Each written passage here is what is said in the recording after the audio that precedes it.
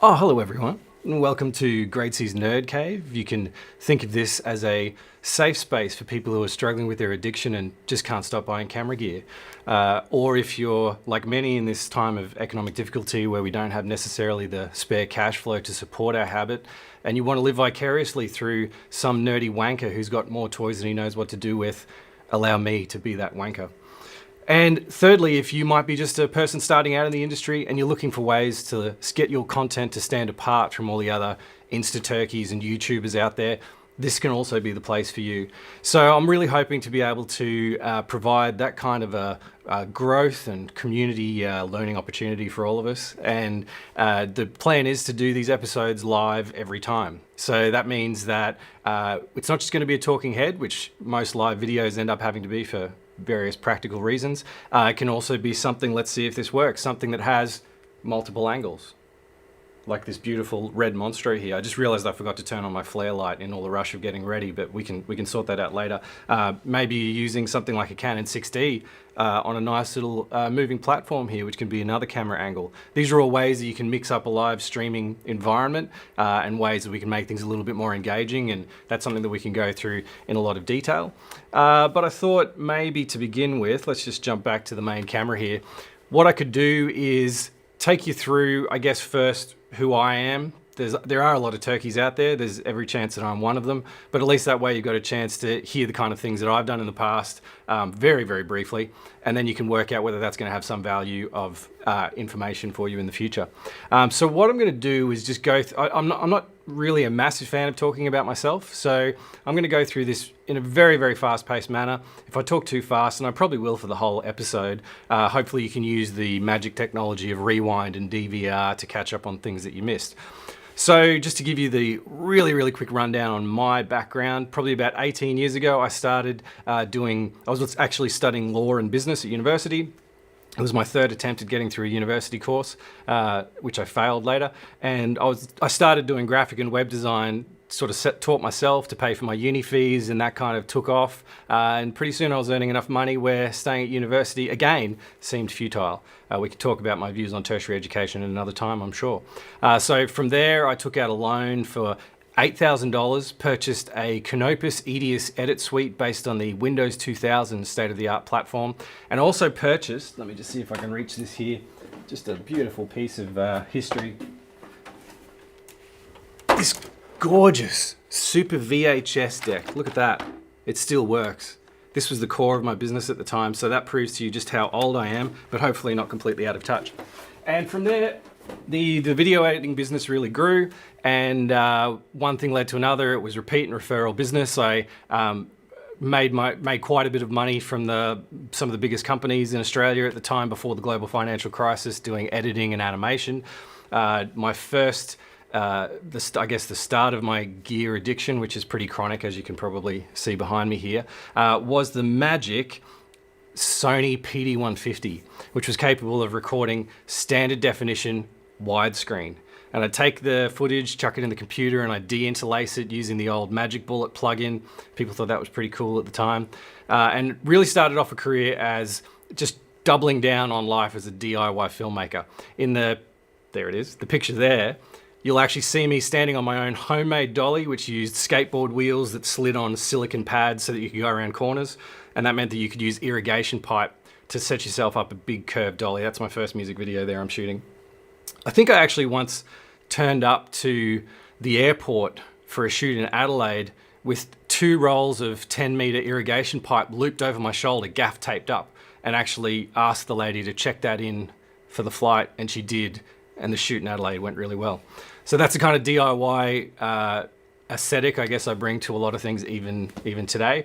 Moving on from there, I again sort of moved through editing animation, doing a lot of Final Cut at the time, Final Cut Pro, learned After Effects in pretty great detail, and that's been something that's really supported my business quite substantially. And then heard about a camera company called Red that was about to release this piece of vaporware no one had really heard about. They were talking about a camera for $17,500 that could shoot 4K RAW.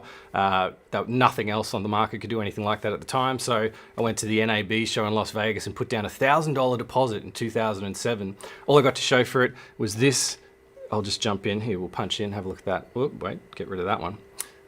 That beautiful piece of metal there was all I had to show for it. It's got the serial number of my first red camera etched on the bottom, which is 329. And it took another year and a half for that token to turn into an actual camera. And I'm sure you'll be pleased to see that's me there spooning the box when it arrived, which, as I'm sure you'll agree, as fellow gear addicts, that's an extremely reasonable reaction to have when something arrives from FedEx. That really took off a huge new avenue of my business.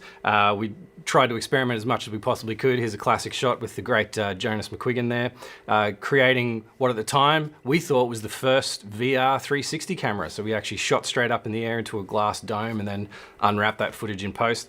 And pretty soon I was renting that camera out to just about every production company around because it was sort of bleeding edge tech. It saved them a lot of money on film processing. And we sort of set ourselves up as a bit of a rental house for very specific purposes. That's my, that side. That's my legendary brother, Johnny Graetz, who was working with me at the time. And yeah, I think at the time we kind of really didn't know what we were doing. Didn't know what to charge, didn't know what the film industry was, pissed a lot of people off. Apparently we overnight destroyed the role of the second AC, so I humbly apologize to all second ACs out there who may have been affected. Hopefully you're back on your feet by now. And that really took off. People were using it both as data wranglers, colorists, editors, unset kind of DIT roles before there were DITs, and obviously renting the cameras out all around the place. It even took me to be involved with an ill-fated kung fu movie that shot in Hong Kong, Australia, and Miami. I rented the cameras to that production. I was also the editor and the colorist, so you can see some little samples there of the side-by-side color grading. Some great stories from that one, which are probably for another episode, including the time that I almost got into a fist fight with the director, who was a real asshole. And the fight was broken up by the lead actor, who was actually a legit Shaolin monk warrior. So red cameras can really take you to some very interesting places, as you can see. From there, I took over the famous Zoom studios from the legendary Mark Toyer, who's a TVC director from Brisbane who shoots all over the world.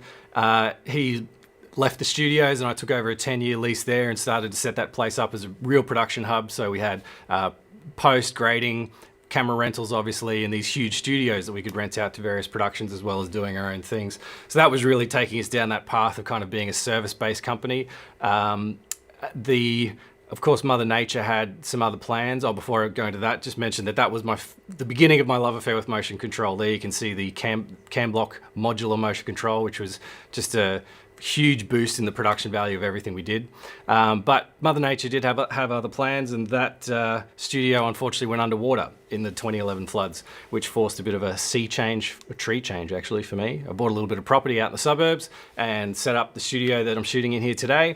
And from there, got into making music videos, all kinds of experimental films, lucky enough to win some awards, been nominated for Best Music Video at the ARIAs a couple of times, won the National Golden Tripod for a skateboarding thing I can show you at another point.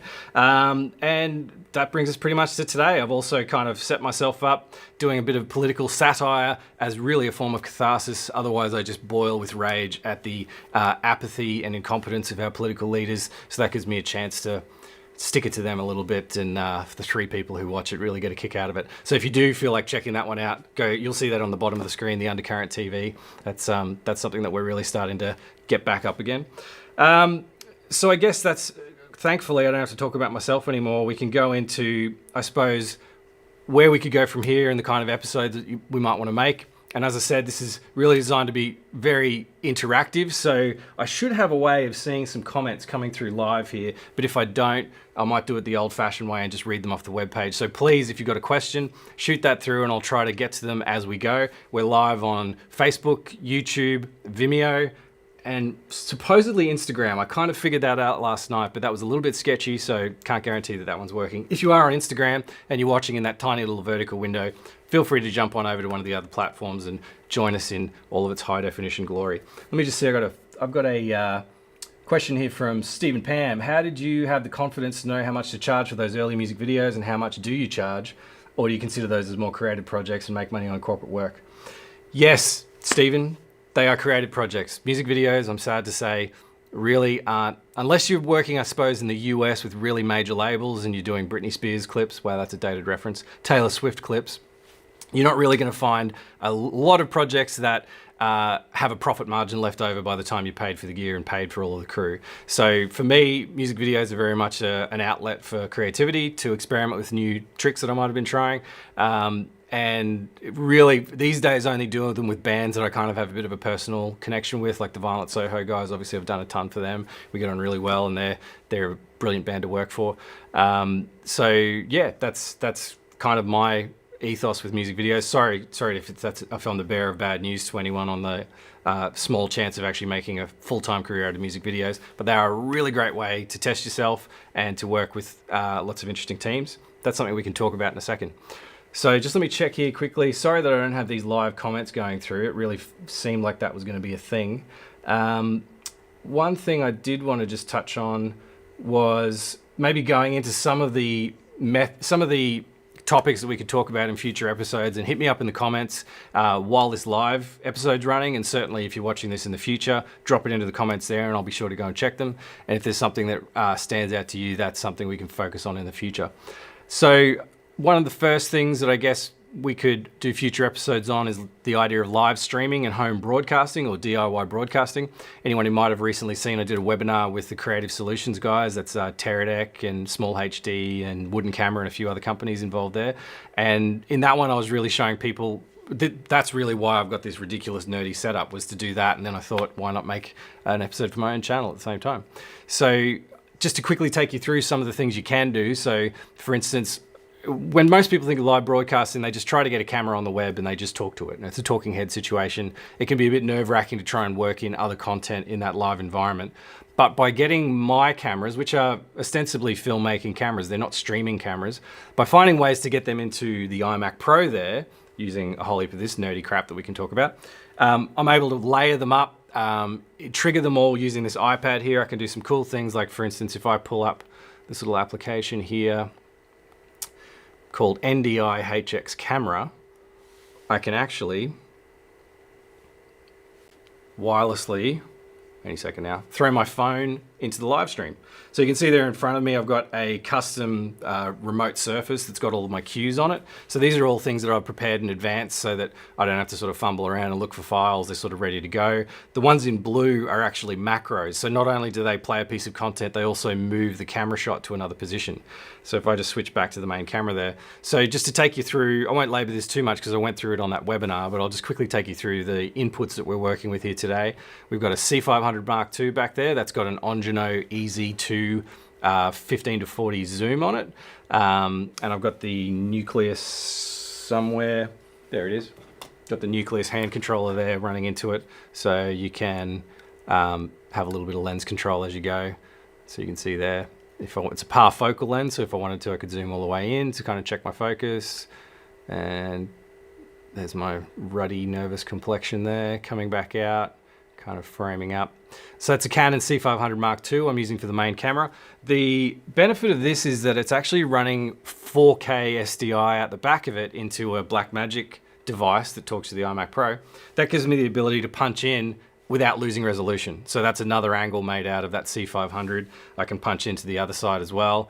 Gives you a bit of spare space to put some graphics up on the side. So having that 4K input to play with in a 1080p stream is obviously really handy.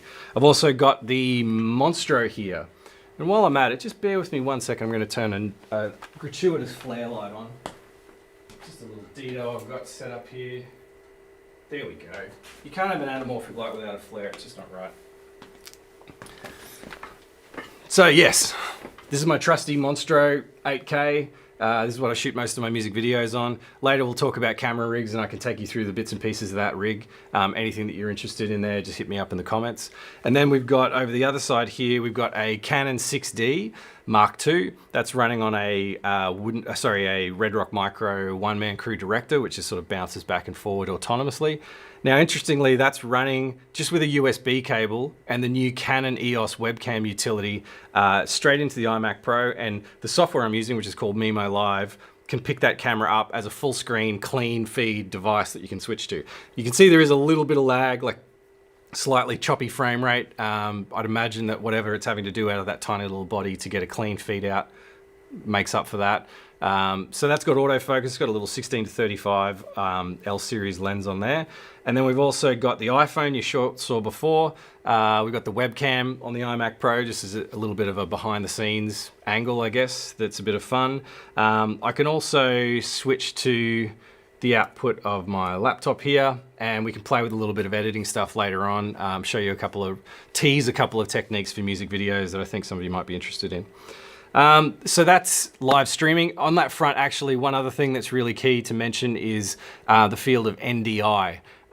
So you would have known SDI and HDMI, they're signal formats most people would be familiar with. NDI, sorry about that, very unprofessional of me. NDI, which I wish I could remember what it stood for. I think it's something like network device interface or something. Basically means that any device that's on a common network, so connected by an Ethernet cable or on a Wi-Fi network, any device that is video capable is able to broadcast itself out to other things on that network, and they're able to suck that video stream down and display it full screen or mix it into a live stream or a live mix or something like that without having to run additional cables. It's extremely powerful. It's something that I'm getting into just recently, but a lot more, and we can learn that together in future episodes. While I'm chatting about that, I'm just going to bring up something really quickly to show you. One of the brilliant camera solutions that a lot of streamers are starting to use are PTZ cameras. So that stands for pan, tilt, zoom. So a little robotic head that allows you to zoom and pan pan, tilt, and zoom the camera. And a lot of the really good ones have this NDI capability built into them. So I'll just quickly flick across here to, you can see there, this is a pretty amazing company I've just come across called Bird Dog. The reason why I like them is because they're Australian. I'm just going to jump into there. I'll show you the new, this is very exciting. So they've it's almost on the market. They've released this bad boy, which is a pan tilt zoom camera with 4K 10-bit resolution over NDI. It's got a 12 by optical zoom. It's still got SDIs and HDMI on it, so you can still run it with legacy equipment, but it has that NDI capability, which you can also power the camera with. So with one cable, you could run multiples of these out, and with one cable, you can power the camera, you get the feed from the camera, and you can control the movement of the camera all with one Ethernet cable. So you'd run that into a power over Ethernet switch, and then you'd have a pretty dynamic multicam environment with very little infrastructure needed. You could set it up quickly. They're small units. So that's something I'm really getting into that we can talk about further. So I think that covers the live streaming. I might move on to music videos and some of the topics we could drill into in more detail there.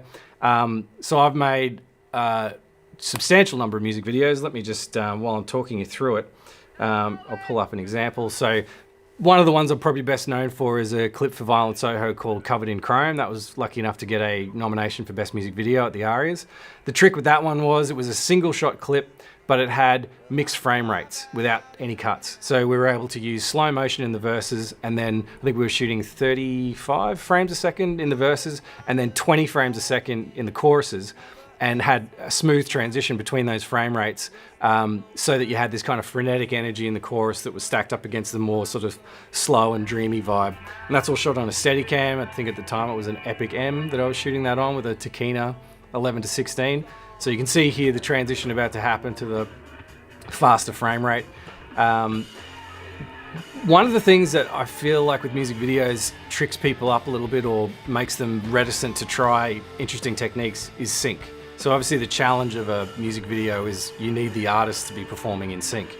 So one of the techniques that I've used for a long time is to create my own synchronized timecode sync video files that I can then play on an iPad, hold up in front of the camera, and you get yourself in perfect sync. So if I'll just show you a bit of this.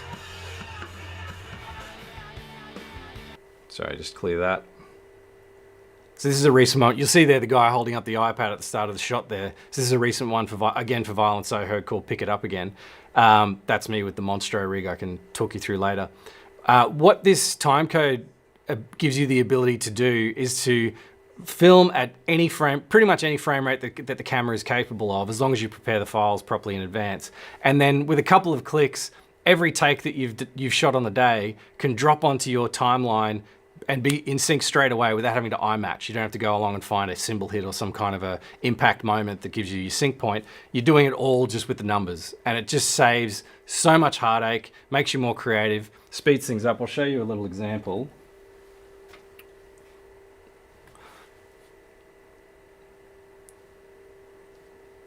So if I just jump across here to VLC,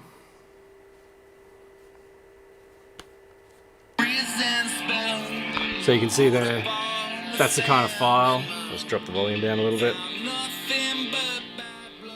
So that's the kind of file we create. It shows you the name of the song, the frame rate that you're shooting at, and then it gives you a time code. If I just jump across to the MacBook Pro here,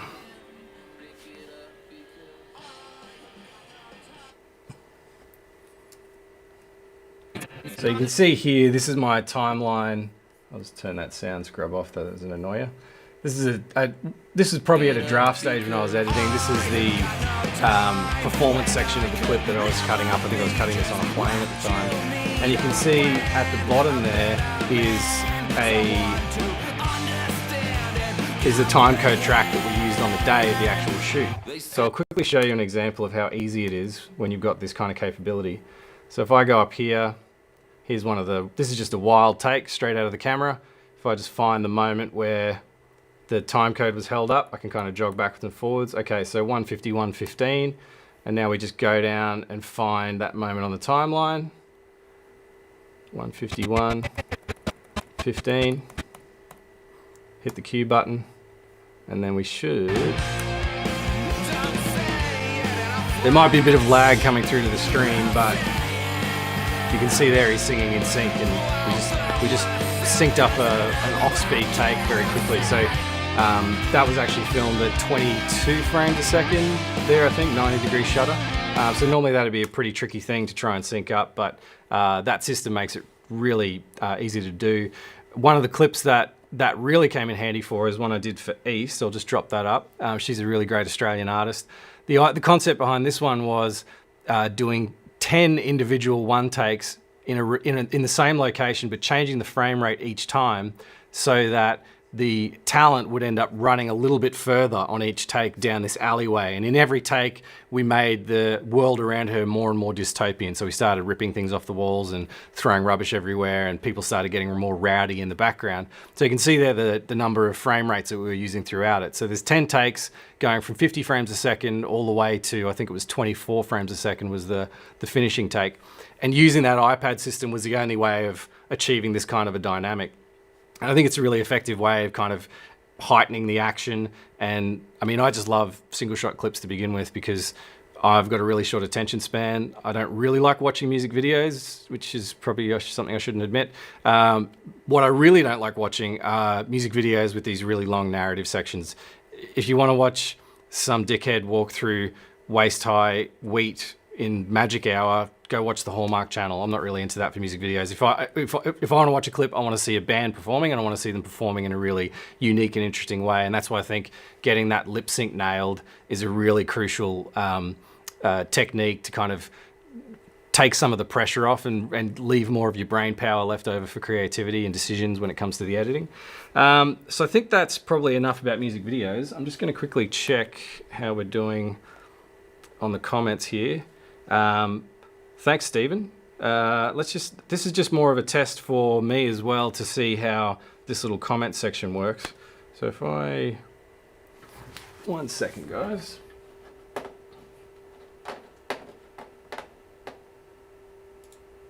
So in theory,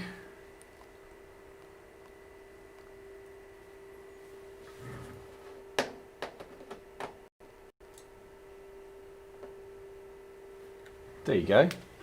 Thanks, Stephen, for saying that was an awesome trick with the iPad. You've just given me a reason to test this system in Mimo Live that I haven't used before, where you can live pull in comments from your social media feeds and then be able to bring them up even with the avatar of the person, and that's all a fairly automated process. I was hoping to be able to do it on the iPad here, which is sidecard to the iMac Pro, but the touch function's not working there, which is my fault.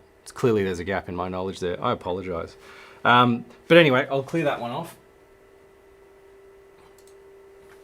So moving on, I thought the next thing we could talk about briefly is camera rigs. Before we do that, just let me double check that see if there's any other comments that people want to throw in the mix.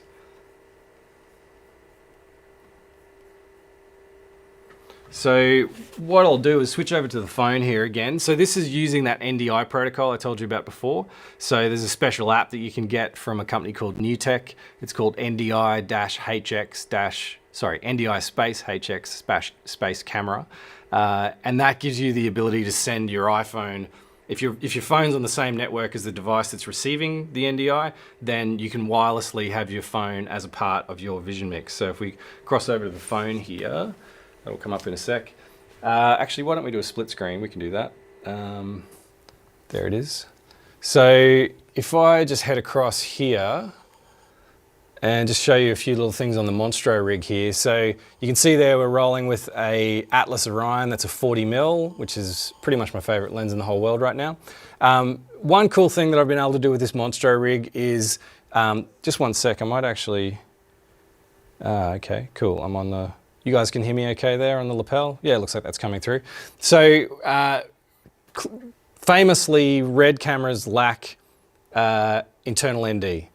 It's one of my bugbears. It's something I've tried to talk to them about, and I'm sure many other people have as well. Hopefully they're going to implement it in their DSM-C3 range, but they've never had internal ND, which is a real pain.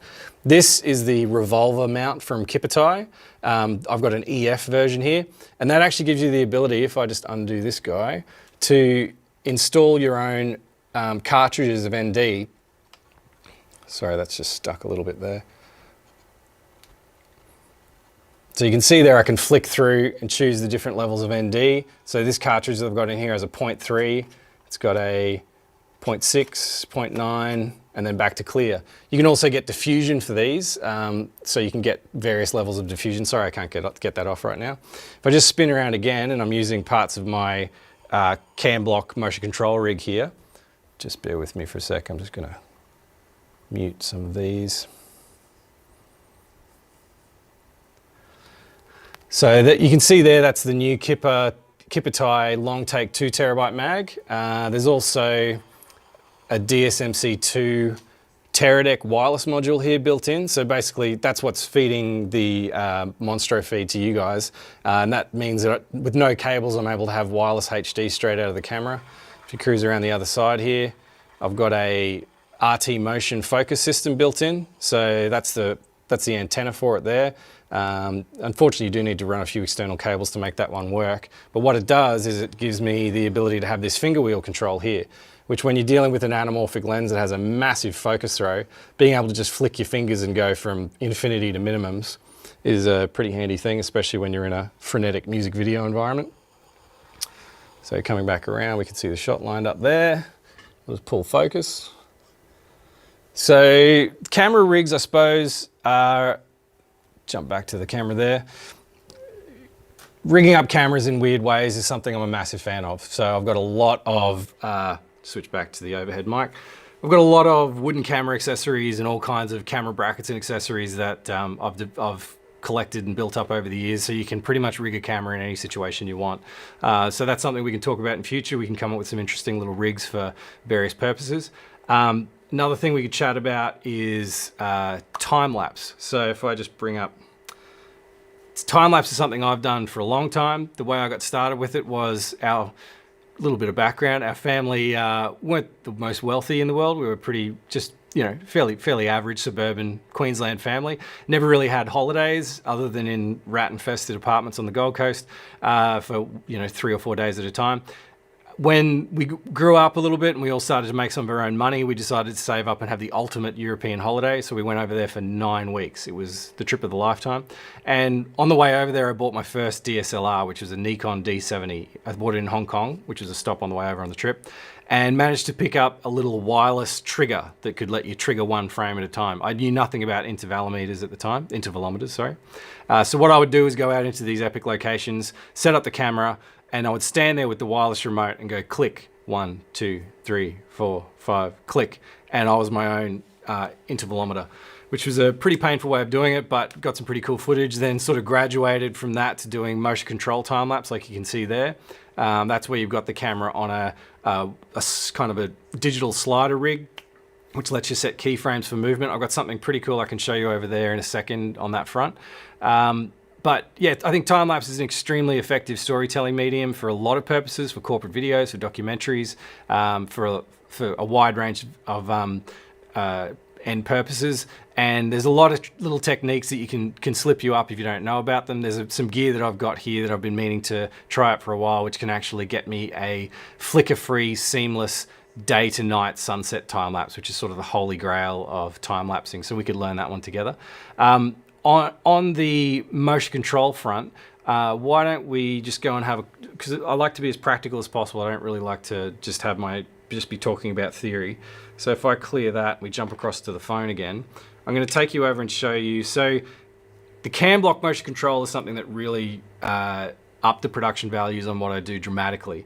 The one I've got over here that's sitting, there's a couple of modules of it that camera's being controlled by. So let me jump to the phone here. And you can see the controller there. This is the one I used in a clip called Saramona Said, where I was sitting in the boot of a station wagon under a pile of dirty clothes, controlling the camera for a single shot clip. So you've got a live joystick control, and you can also build your own keyframes on this little timeline here and do some pretty elaborate stuff. So what motion control gives you the ability to do is create elaborate moves that you can run at real time, but you can also scale them and run them extremely slowly over the course of several hours to do a time lapse. You can run it so slowly that you can barely even see the system moving. And the cam block system is just so this is the cam block modular. They've also got the cam block adventure, which we'll go over and have a look at now. And I'll just show you something that I think is pretty cool there. Just 1 second. So if we come over in my extremely messy, wait a second.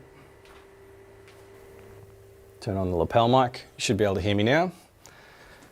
So this is the cam block adventure, and I've just set up a couple of basic moves on it to show you something that I think is pretty revolutionary. So you can see there, it's a pan tilt head. I've got a 5D Mark II on there at the moment, just for the purposes of this little test. And you can basically put this thing on boxes. I've got it on a couple of tripods here. You can put it on various angles. It's extremely powerful. I've run red cameras on this. I've run ARRIs on it. There's a wide range of solutions for it. So I'm just going to quickly connect. You can see here I've got a little wireless tablet. It's going to connect to the network of that.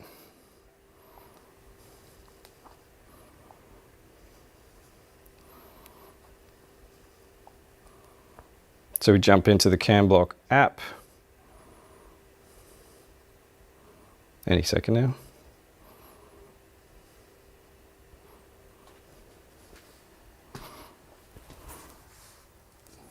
Sorry guys, this is the beauty of doing things live.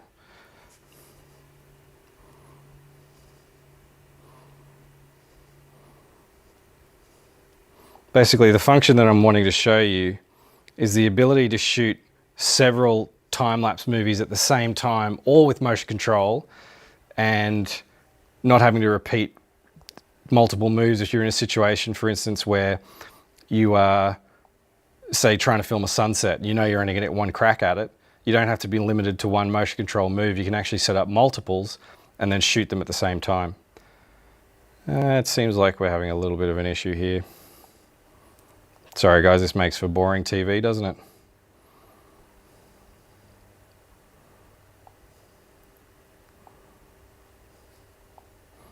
Almost there. Here we go.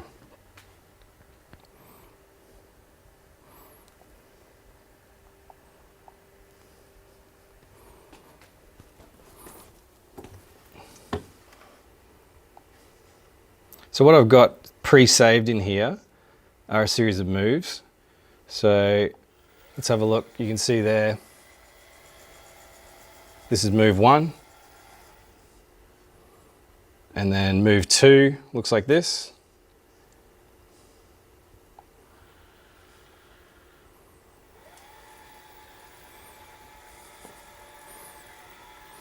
While the camera's down here, I'll take the lens cap off and we'll flick the camera on. And then move 3 looks like this.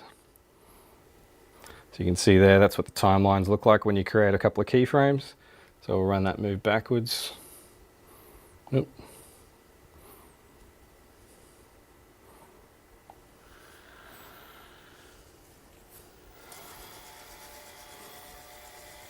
And that's my next move. So you can see there each time the camera's pointing in a different direction, capturing different, you imagine on one side you might have some traffic, on the other side you might have some people, and it's looking up in the sky and grabbing some clouds, and we want to shoot all of those at the same time. So we jump into multi-move, and you can see there the 3 moves all stacked up, and we're going to choose, this is the function that I think is absolutely revolutionary, interleave time-lapse. So if I load that up, we jump into the settings, you can see we've got our 3 moves selected. There's a huge range of variables we can apply for exposure and what have you, because this system is actually going to take care of taking the photos each time. So if I go over to start here, and watch this. So basically it's taking the first frame of each of those 3 moves, and then it's going to move to the next position on the track. You'll barely see it move for this because of how long the real-time application of it is. And then basically in software, there's a piece of software that splits those 3 files apart into 3 separate time lapses, but you film them all in the same pass at the same time of day, and you're getting 3 moves for the price of 1 basically. And you can do more than 3. You could do as many as is practical in the situation. I don't think there's actually a hard limit on it. So I'll just stop that now. So that's just one of the features of the CamBlock motion control rig that I think is absolutely brilliant. Sorry about the shaky phone camera there. Jumping back to the main. Welcome back, everybody. Hopefully that wasn't too wobbly for you. So again, that's something that we could really get into in more detail, is techniques with that. That same motion control rig, let me see if I've got it here. So I did a shoot for Jared James, where we had 2 of those CamBlock systems in a very, very tight studio, and we were able to execute. The goal that Jared had for that was he wanted it to be as live as possible. So he really wanted to perform and use the same audio and the same vision from the one take that he was happy with, which is a real challenge, especially for a filmmaker, because you want as many takes as you can get to edit it together. So we had 4 cameras in there. We had 2 on tripods and 2 on robots, and it gave us the ability to achieve something really high end. So if you see there, that's Ben operating the system that I just showed you in this really intelligent mode where you can set up cue cards. So you can pick, I think it's up to 9 positions on the track, and you can jump between any variable of those 9 positions at 3 different speeds. And we've used that in live concerts before. We've put that rig down in the mosh pit, like in front of the mosh pit between the crowd barrier and the stage, and been able to execute these amazing moves where you can be looking up at the artist or you can be looking out at the crowd. So that's just some examples of the power of motion control. I'm a massive fan of it. You can do, what's some of the other stuff I've got in here? There's our little motion control reel. One of the other cool applications of motion control is being able to duplicate the same person in the one shot. So you can run perfectly repeatable passes. So once you set up your move, you can run it as many times as you want, and you can even subtly scale the timings of those moves and then still have them line up in post. So there's a shot, I think it's coming up here, from the Ballpark Music Surrender clip. Oh, that's a shot we did, which is probably the longest Hitchcock zoom I've ever seen. We did it on an 18 to 200mm Cook lens down a hallway, and the motion control allowed us to just perfectly keyframe that dolly zoom so that the end points all matched up, probably in a way that would be pretty difficult to do by hand. This is you can see here the multipass I'm talking about at different speeds. So that's Sam Cromack, the lead singer, actually singing in different frame rates next to copies of himself singing at other frame rates. So yeah, there's a lot of creativity you can apply with this kind of a thing, along with a lot of control. That's the band duplicated several times in a church, again, because you can repeat those passes perfectly. The system, the modular CamBlock system we've got, has the ability, as you can see there, to be mounted vertically. So we had it in a stairwell for a clip, and we had multiple copies of the person walking up the stairs.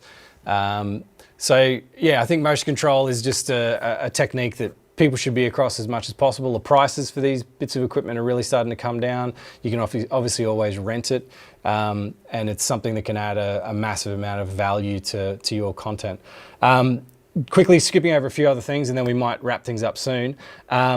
The high-speed photography is something that I think it'd be great to talk about. The guy I've got in front of me here is actually the Chronos HD 2.1 1000 frames a second camera. Let me get you a little close-up on that so you can see what I'm talking about. So you can see that bad boy there. So you're probably looking at about, I think it was about $5,000 Australian to get that here, to get 1000 frames a second. So that's pretty powerful, and it's in a form factor that you'd be able to put on gimbals, you'd be able to maybe even put on drones if you want to do something crazy. So there's a lot of, it opens up a lot of possibilities for high-speed photography, whereas before, you know, you're talking about phantoms, which aren't huge, but they're a lot bigger than this. So that's something I'm really keen to get into in more detail, and again, we'd probably be learning together on that one. Another fun little device right there, that's the Laowa 24mm scope lens, which a lot of people would have seen footage of starting to float about online. This thing is cool. I didn't have a heap of time to play with it when I first got it. I got it pretty much straight off the first batch of shipments that they made, but was so busy at the time I didn't really get to play with it. But of course, as I'm sure many of you experience with novel coronavirus, it opens up some free time and some chances to do some things you've been meaning to do for a while, like build a cubby house for your kids, or spend time with your family, or learn an instrument, or play with a scope lens. So of course, I was, as I guess some others may have, let myself go just a little bit during that time, managed to pick up a giant boil on the tip of my nose, and I thought that that just made for the perfect opportunity to shoot a test with this lens, which I'll show you now. Wait for the ending. You'll think it's about the boil, the giant blind pimple, but it's actually not. Let's take a look at that one now.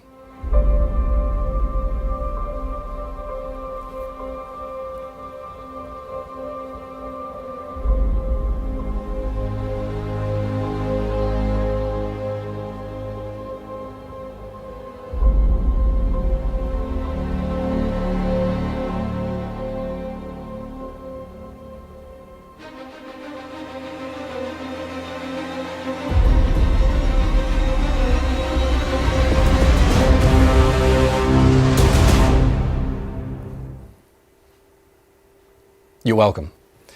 Yeah, very special material there. I'll show you the behind the scenes so you can see the rig. That was using the cam block modular system again in underslung mode. So you'll see the camera creeping in here. I actually shot it in reverse because you probably don't want to send a robot with a giant scope on it headed directly into your brain pan. So I lined the shot up, got it in position, pulled focus on that gorgeous nostril hair, and then ran the camera backwards, reversing it in post when I did the edit. And look, you know, it might be under the category of too much information, but I'm sure you're all excited to know that the follicle discoloration on my chin is also evident in other places. Moving on, probably something that's a little less sexy, but I can't even tell you how important it is timecode. Timecode's absolutely changed my workflows and my capabilities in how I operate.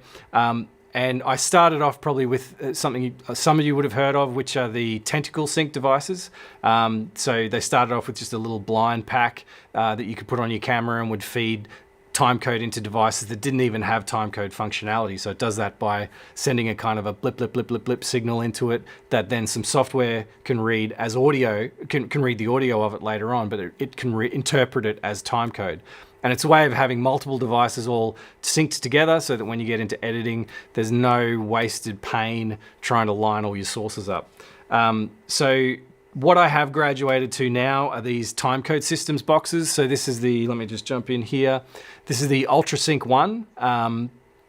Or people, I think, refer to them just as USOs. And that'll run for probably, I think I've run one of these for just about 2 days. And you can feed Genlock out of it, you can feed timecode out of it, you can feed audio timecode out of it. So if you're using, say, a DSLR that doesn't have timecode capabilities, you can get a special cable to come off here and go into the microphone in port of the camera, and it'll send that audio signal in that can then later be read as timecode, so you can synchronize things together. I've got one of these that can is made to go on the back of a GoPro. Unfortunately, only a GoPro 7, but it does the job. So I can have GoPro footage perfectly synced up with the rest of my cameras. I've also got this little guy here, which talks to the same system that uses Bluetooth. So this kind of links into our next topic as well. If I reach back here,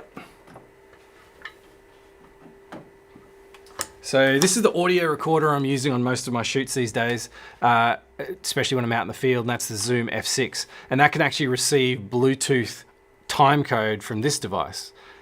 This can also send to iPads, and it has an app where it can come up as an actual visible timecode slate that you could hold up in front of cameras for a confidence check before you start shooting.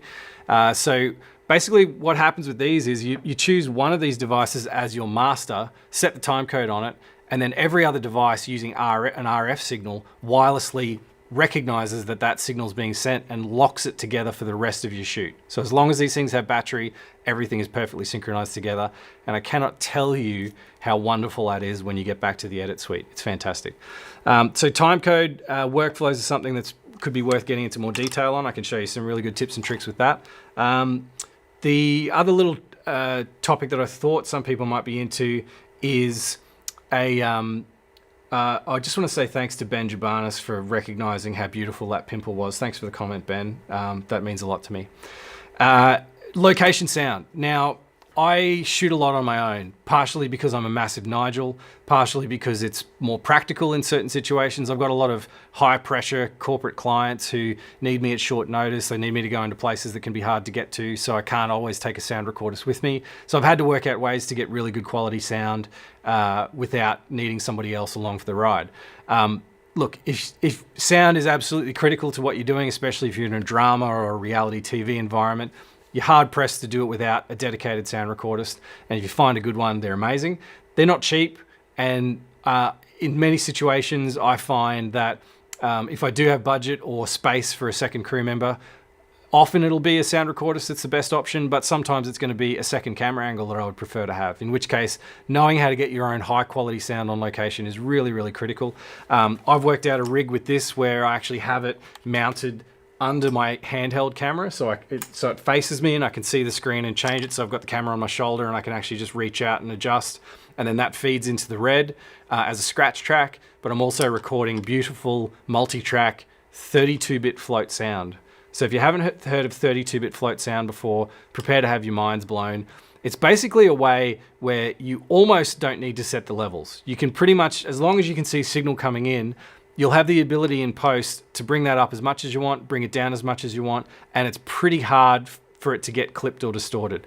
Now, those aren't hard and fast rules. There'll probably be some audiophiles out there rolling their eyes right now. But for video nerds like myself, it's an absolute game changer. So if you haven't got into 32-bit float sound yet, or you haven't got a device that can record it, put that on your list of really, really soon things to acquire, because it's going to help you a great deal. And this Zoom F6, I've found to be super, super beneficial. It just takes a Sony NP battery on the back there, or you can power it off USB. So on my rig for my Red, I've got this crazy cable that I got made up that it powers this off the USB port of the Red. And then I've also got another setup, which is just the sexiest thing ever. That's a belt pack where I wear the F6 around my waist, so I can be running around I'll often shoot cuddle cam. I've got you can see back there, I've got the Cine saddle, which I've recently become a fan of. So I can be cuddle camming like my C500, and I can have this down on my waist. I've got a couple of these beautiful little Sennheiser AVX. So I don't know if you've seen these before. These are the Sennheiser wireless mic systems. So this is the receiver. That's all it is, just that little guy for a receiver. And it means that you can plug that into a mixer. If I get this guy in here, and you can rotate the position of it. So if you need the antenna kind of sticking up more, that's it. It's got its own internal battery. It takes a phantom power signal. It doesn't need it for the audio and it doesn't need it for the power. But if you use phantom power with it, it means every time you turn your recorder on, it automatically turns the receiver on. And when you turn the recorder off, it powers your receiver off, so you're not going to run out of battery without realizing. So these are really, it'd be great if it had a way of phantom power actually giving this thing juice, but that doesn't seem to be possible. But it's still pretty amazing. And that just pairs up with, you can have a reporter mic like a standard handheld, or obviously you can have your lav transmitter that it pairs up with.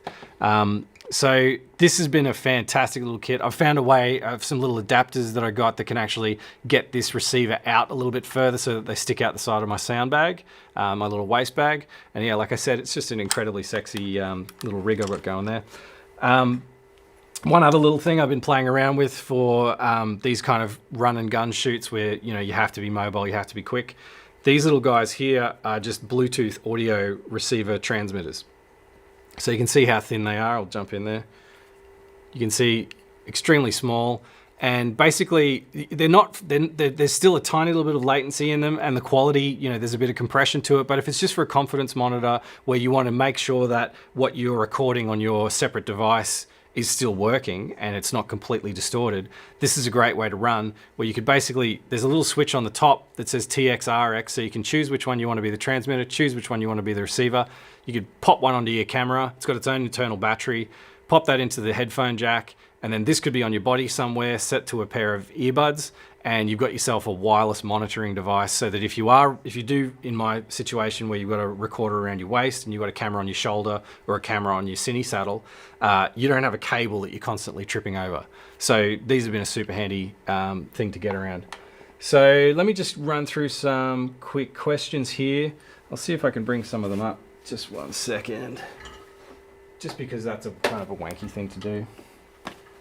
So if you didn't catch me say it before, this is the software called Mimo Live that sorry, let me be professional and switch to the lapel mic there. This is the software called Mimo Live that I'm using to do all this layering and the various kind of dynamic switching things. So let's just bring up this question from Steve. Should pop up here.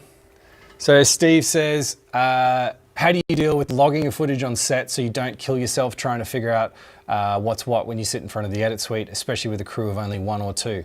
That's a really good question, Steve, and it's probably something that we can learn together, because I've never had the patience to do it.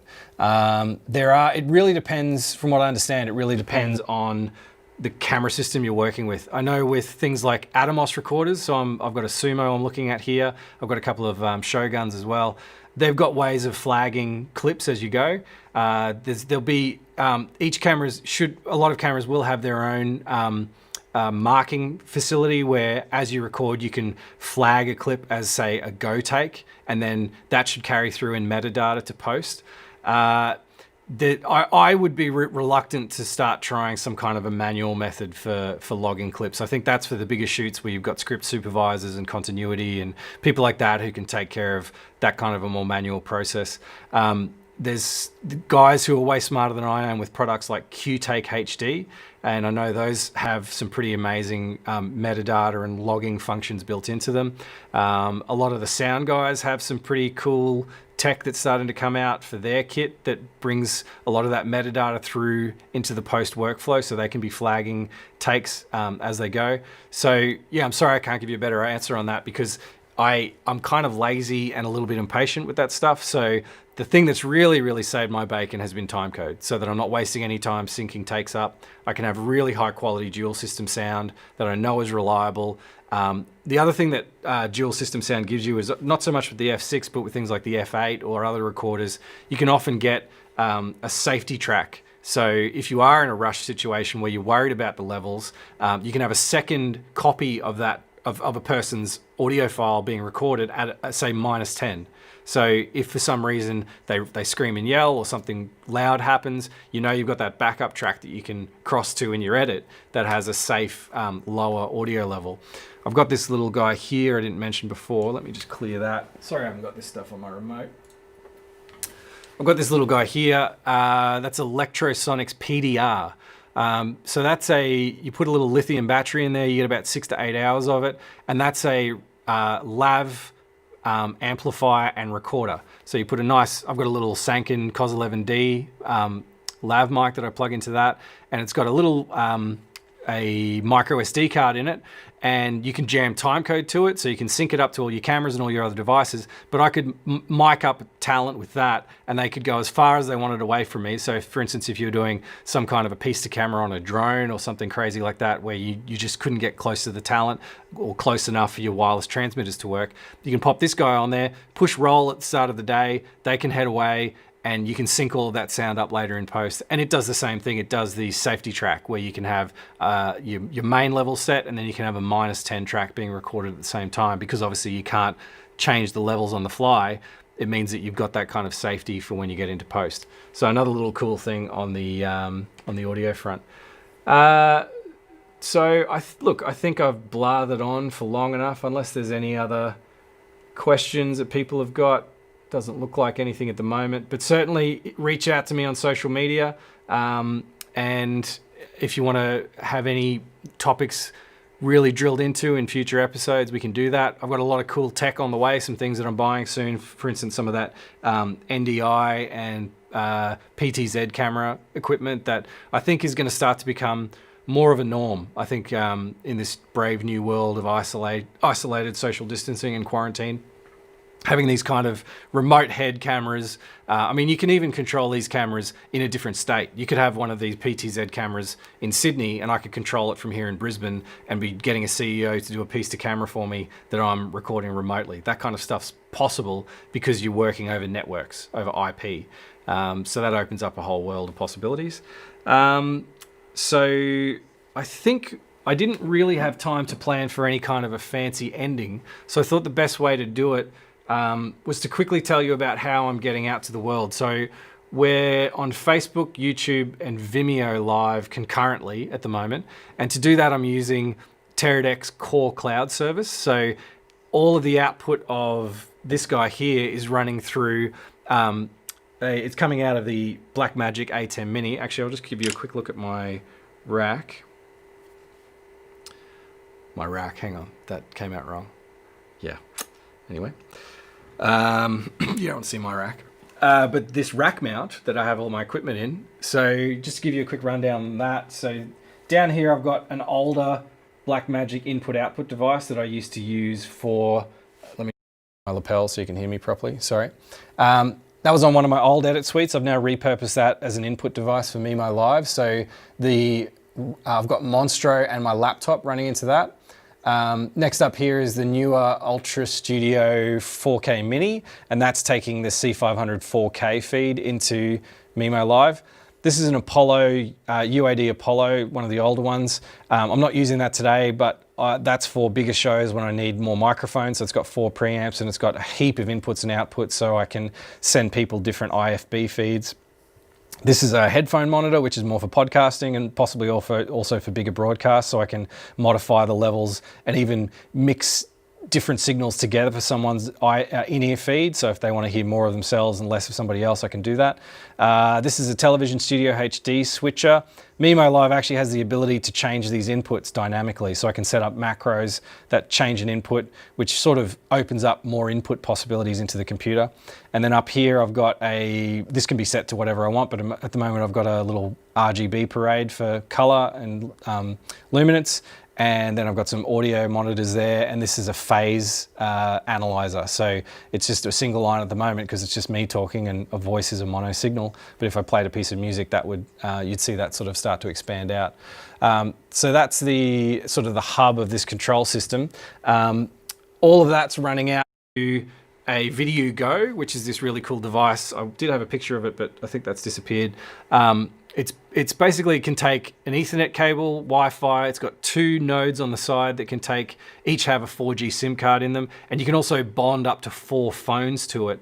So you create this unbreakable bonded connection to the outside world for your live streaming. I used to be on ADSL 1 here until last week.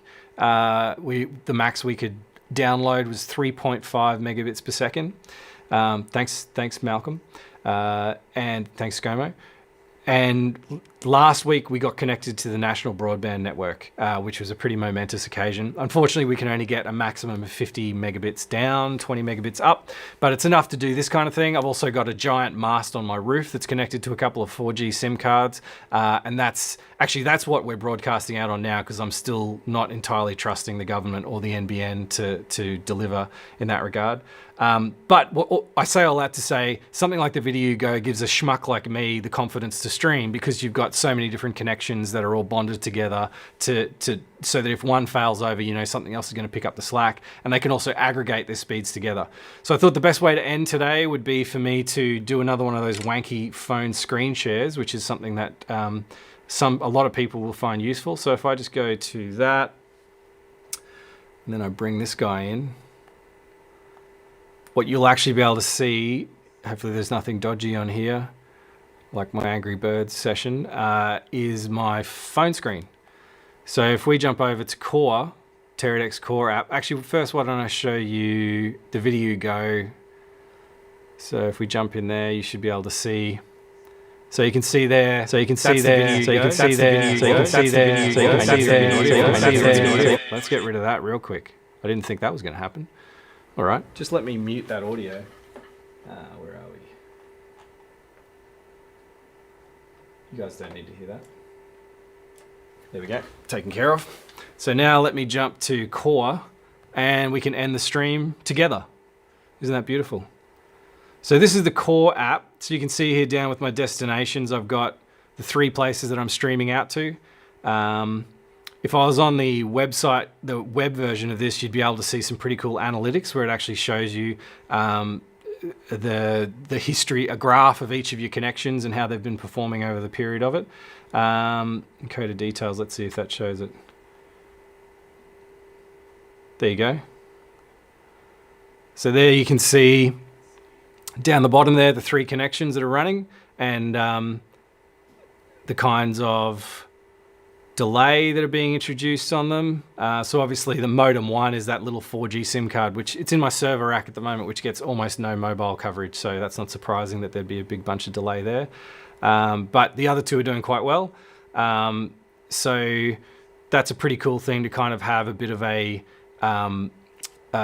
confidence on, at a glance you can see how your stream's going and know that your network's holding up, and it'll show. When I recently did a telethon, a listening party for Violent Soho from here, and there was a couple of times in that graph where it just dropped to 0 before we started rolling, and my sphincter stayed pretty much clenched for the entire show, and thankfully those dropouts didn't happen again. But when you see those on a graph, it can really catch your breath. So that's core. I've blabbed on for long enough. I hope some of this has been of use to people. It's something I'd love to do more often. So please get in touch through the comments if there's other things that you want me to focus on in future episodes. This is just going to get nerdier and nerdier, and it's always going to be live, which will be a bit of a seat of your pants production style of thing. And I'm sure I'll make some mistakes and do things that I shouldn't do, but that's all the fun of it. So yeah, if you've enjoyed it, hit me up, let me know. Please, if you can, subscribe to the YouTube channel, youtube.com/GraetzMedia. You can like the Graetz Media Facebook page, follow us on